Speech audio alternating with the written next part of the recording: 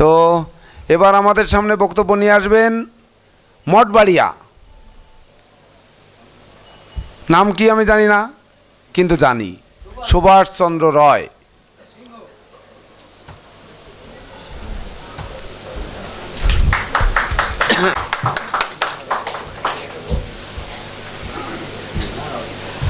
নমস্কার। সনাতন astrology coaching সেন্টারের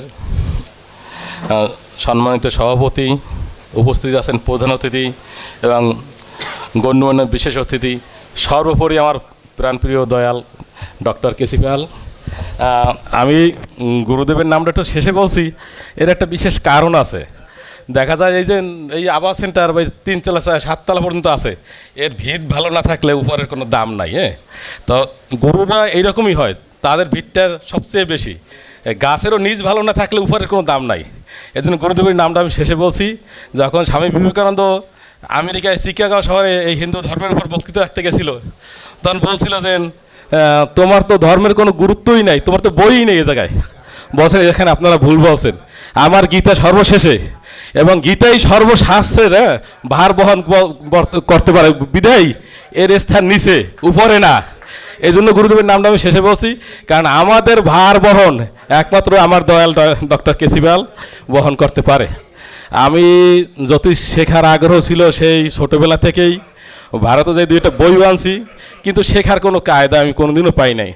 এই গুরুদেবের একদিন ভিডিও দেখিয়া তারপর আসছি, তারপর আমি ছাড়েই ডাকতাম, কিন্তু আমার চোখটা খুলে দিয়েছে। আমার সামনে আমার এক দাদা আছে, দাদা দেখতাম গুরুদেব গুরুদেব ডাকতে। তা আমি কি করি, আমি তো এ তো আমার ছাড় না, তো এ তো আমার গুরুদেব। এখন স্যার আমার শুধু সেই জ্যোতিষ স্যার না, জ্যোতিষ স্যারের সে আর নাই, সে আমার পরম গুরুদেব। এবং আমি মনে করি আমার তো পিতা নাই, পিতার স্থানই তার স্থান। যাই হোক, স্যারে 2-1 জ্যোতিষ সম্পর্কে 2-1 কথা বলতে বলছে, আমি ওই 2-1 বলি।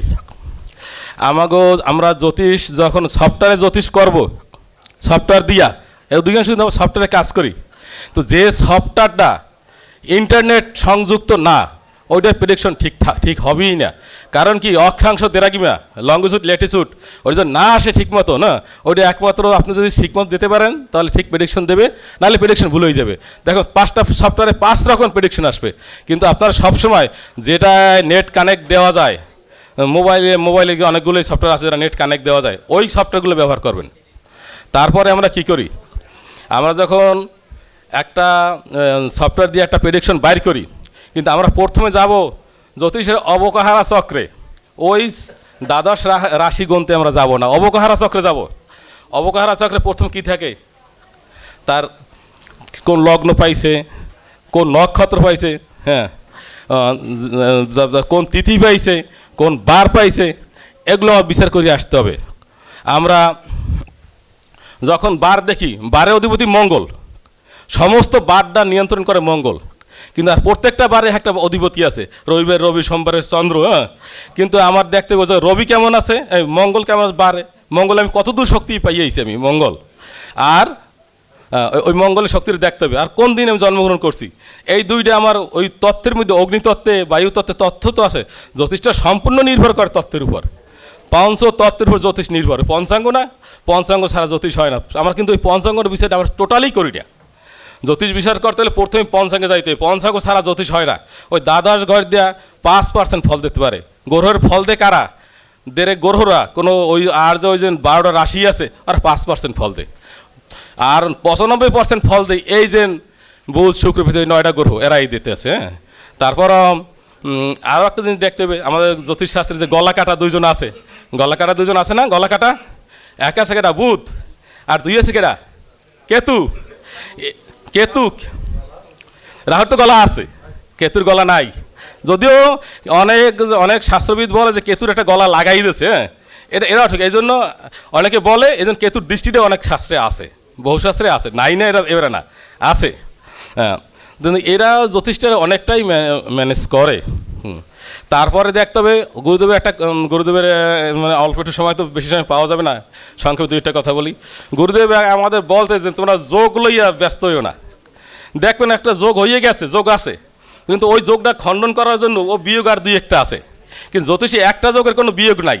সেটা কোনটা? আমাদের 27টা যোগ পাই, ওই যোগের ফল হবে হবে হবে, এতে কোনো ভুল নাই। তারপরে যে আমাদের পাই যেটা তিথি, তিথি কী করে?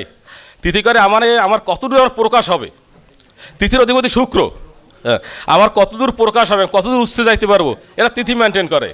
এবং প্রত্যেকটা তিথির একজনের অধিপতি আছে। এই দুই তিথি আমার জন্মছকে কোন জায়গায় বসা আছে, হ্যাঁ আমি বললাম যে ধরলাম আমার তিথি অধিপতি শুক্র, শুক্র জলতত্ত্ব, জলতত্ত্ব। আর যদি আর অন্য তিথি যেটা পাইলাম, সমস্ত তিথি অধিপতি জলতত্ত্ব, সমস্ত তিথিটাই নিয়ন্ত্রণ করে শুক্র, শুক্র জলতত্ত্ব। কিন্তু আর প্রত্যেকটা তিথির আমার একজন অধিপতি আছে। এই দুই তিথি আমার জন্মছকে কোন জায়গায় আছে, কোন জায়গায় আছে।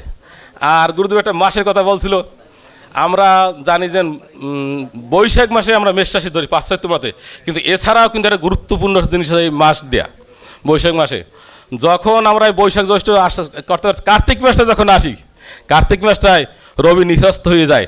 আপনাদের জন্মছকে দেখবেন কার্তিক মাসে কে বসা আছে, ওই মাসটা আপনার খারাপ যাবে, সারা জীবন যাবে। ওই মাসে যে ঘরে যে বসা আছে ওই ঘরটা কোনোদিন সে ভালো যাবে না, এটা চিরন্তন সত্য। যাই হোক, অনেকেই বলার আছে, এখন অল্প লাঞ্চের সময় আরও অনেক গুণীজনে বলবে। তা সবার প্রতি আমরা আন্তরিক অভিনন্দন ও শুভেচ্ছা নমস্কার জানিয়ে আমি আমার সংক্ষিপ্ত বক্তব্য এখানে শেষ করছি। নমস্কার।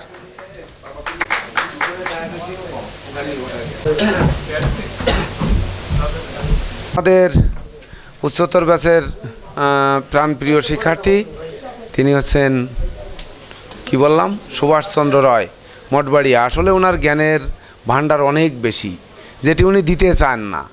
এই যে দিতে চান না, উনি রেখে দিতে চান। আরে সব জিনিস দিলে কমে, কিন্তু বিদ্যা দিলে তো বাড়ে।